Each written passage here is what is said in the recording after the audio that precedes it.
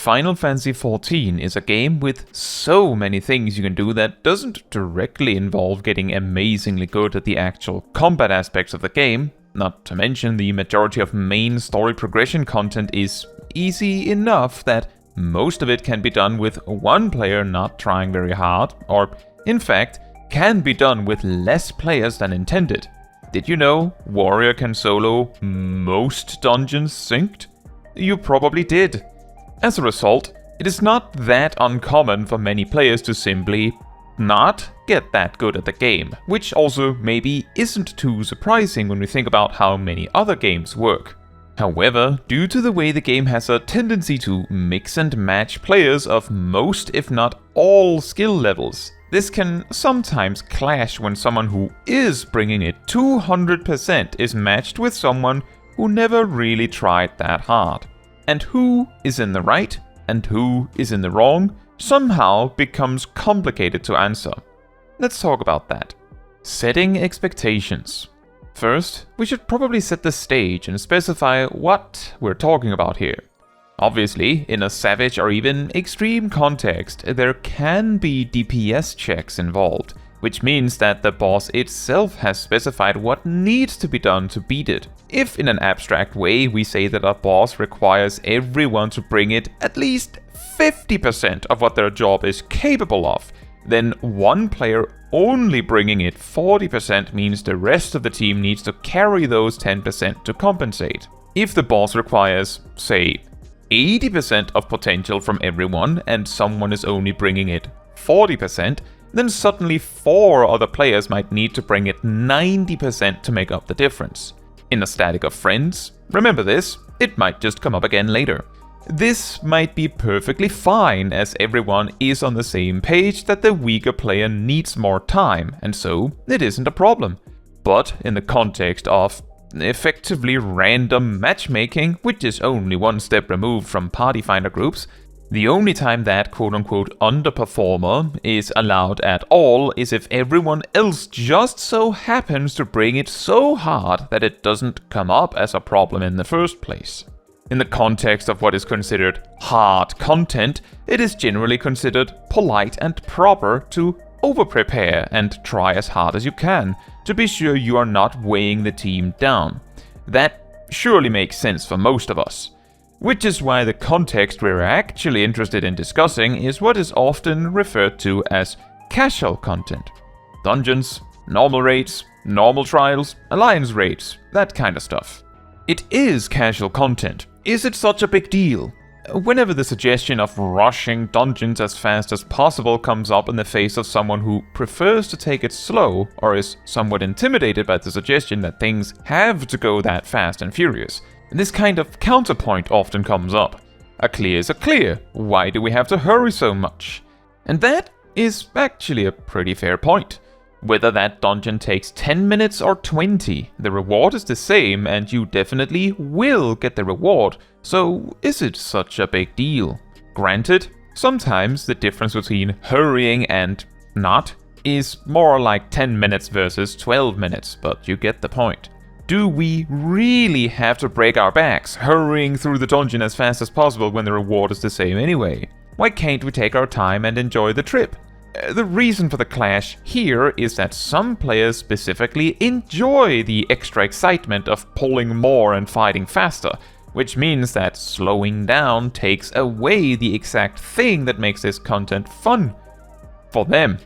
Another example is that if a tank isn't using their cooldowns much, then the healing perspective can turn into spamming Cure 2 just to keep them alive, which for many players is also not a very enjoyable experience. This can also happen if the DPS in a dungeon aren't bringing it, causing both the tank and healer to run out of cooldowns as the fight drags on. Essentially, while taking it slow is definitely a viable style of playing this content, it can clash with the enjoyment of other ways of doing this content.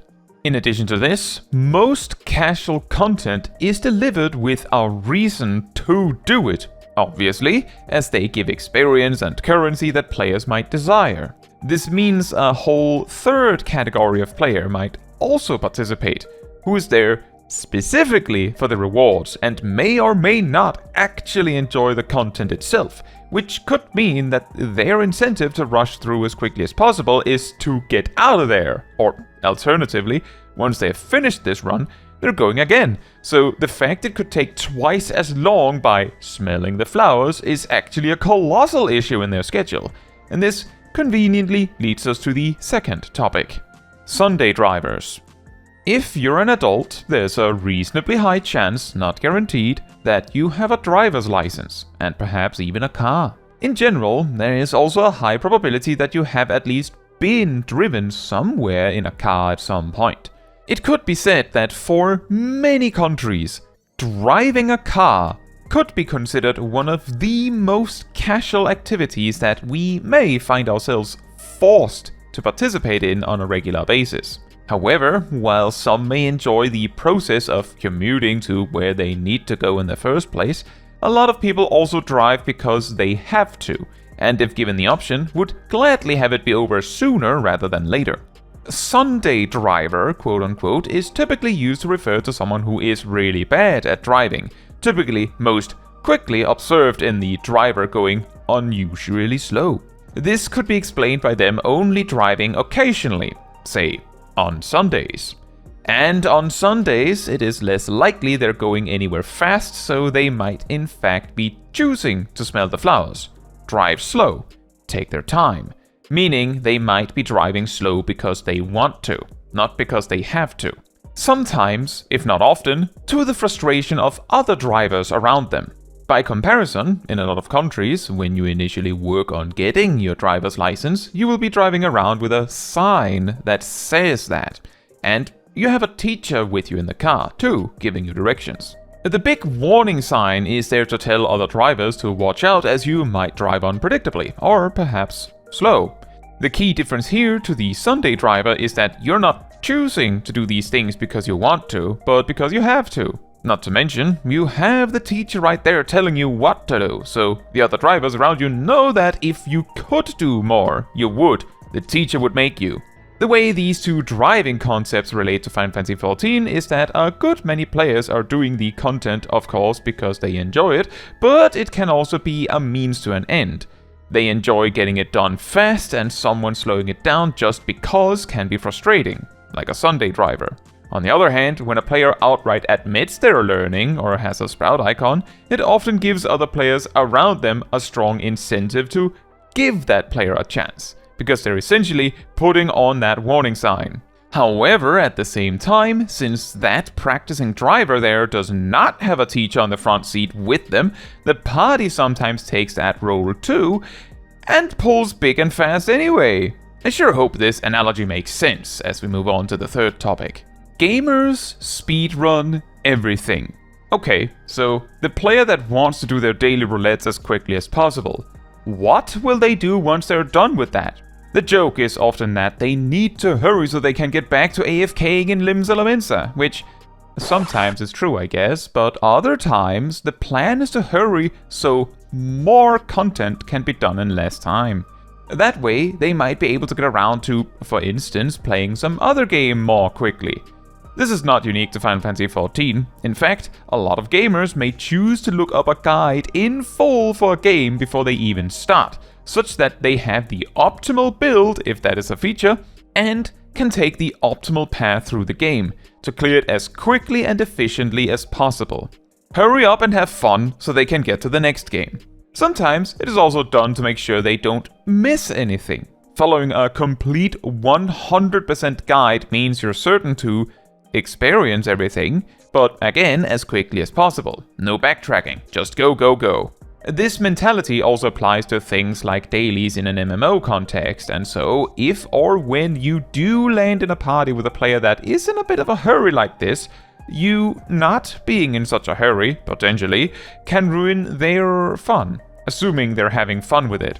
Which is quite interesting about all these clashes so far is that there is a quote-unquote solution that avoids the problems altogether, which is in the fourth topic, kind of. Casual versus competitive. The Commander analogy. Commander is a mode of playing Magic the Gathering that is a bit different from the regular game. Instead of being one-on-one, it is typically played as a 4-player deathmatch. The rules of deck building are also different, but a key feature of Commander is that players may feel more compelled to make a funny deck, or deck that works in an interesting way, rather than specifically making a competitively optimized deck. As a result, the power levels between decks can be vastly different, meaning that 4 strangers being put in a match together could mean only one player really truly gets to play because their deck is too strong. Due to a lack of, as I've been told, good online Commander options, a large amount of Commander games are played in person, and just getting a group to play with in the first place is valued. No matchmaking here.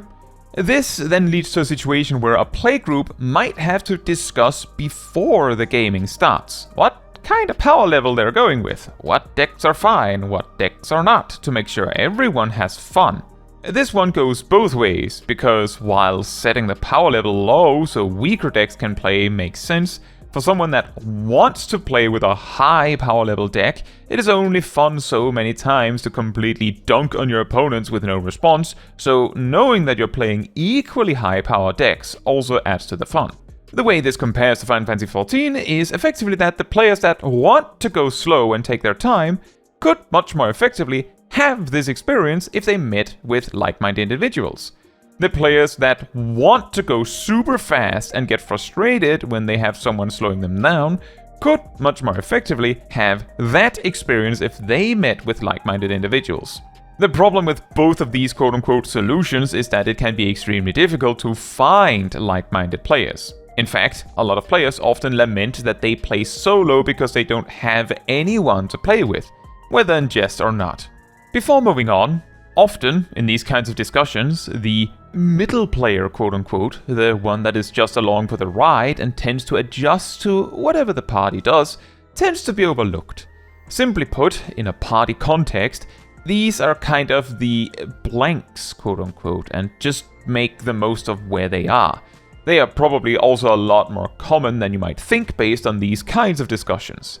What is quite interesting is that if asked, they might very well have a preference, but recognize that that preference doesn't matter once they are match-made with randos, which ultimately means there isn't that much to say about them compared to the extremes that tend to clash, which also leads to the final topic. Why is the default rushing? In a way, any game, even a casual targeting one, can be considered competitive in a way. Even if it is an entirely PvE game with no player opponents, we can make the game competitive by simply comparing my time to yours. Some players enjoy improving, and one way to determine that they are improving is by clearing the same content they already beat before faster. In a PvP game, when you get matched with an opponent through matchmaking, you are generally expected to bring it as hard as you can, so it makes sense that a lot of players would assume the exact same thing when using matchmaking in a PvE game like casual content in Final Fantasy XIV. This is even further emphasized by the existence of duty support and trust, allowing the player that wants the slower experience to have the experience of being able to fully control the pace of the duty. However, these options are not available for daily roulettes, let alone a lot of content including raids and alliance raids, which brings with it a bit of a conundrum. On the one hand, you could say, well, you can just run it twice if it is available, does it really matter? On the other hand, just because a player wants a more relaxed experience doesn't mean they want to go even slower than that, incentivizing them to use the daily roulettes anyway. I'm not trying to be the judge on this one, but ultimately, due to the general player behavior, the gold standard of matchmaking is to give it your best shot and push your limits. This, however, doesn't change the fact that whether you want a slow, relaxed run or a turbo run without risk of getting something else, you kinda have to find like-minded players, just like you kind of might have to do in any other team game if you want a specific kind of experience. Whether it is pushing ranked as hard as possible or just messing around in casual matches without other players complaining that you're playing whatever character you are playing in a dumb way or whatever. But what do you think? How do you tend to play Final Fantasy XIV? Or any other games for that matter? Do you like to push yourself as hard as you can, or do you tend to just meme around and see if you can find out something funny? I would love to hear about it in the comments. Now, that is all for this video. Thank you so much for watching. If you would like to support me and my channel more directly, you can become a member like these wonderful people here. You can also alternatively support me through Ko-Fi, link in the description. You can also support the channel by letting the YouTube algorithm know by liking the video, leaving a comment, subscribing, sharing, and hitting the bell to get notified when next I post a video. Fun fact, back in the day, tanks had to choose between a tank stance with more enmity and damage reduction, or a damage stance that did slightly more damage. Similarly, even longer ago, healers had to switch into attack mode, quote unquote. Both of these things further emphasized a slow or a fast team in a way, as more careful tanks and healers might just not use their more offensive modes at all, while a more aggressive team might take a much riskier approach.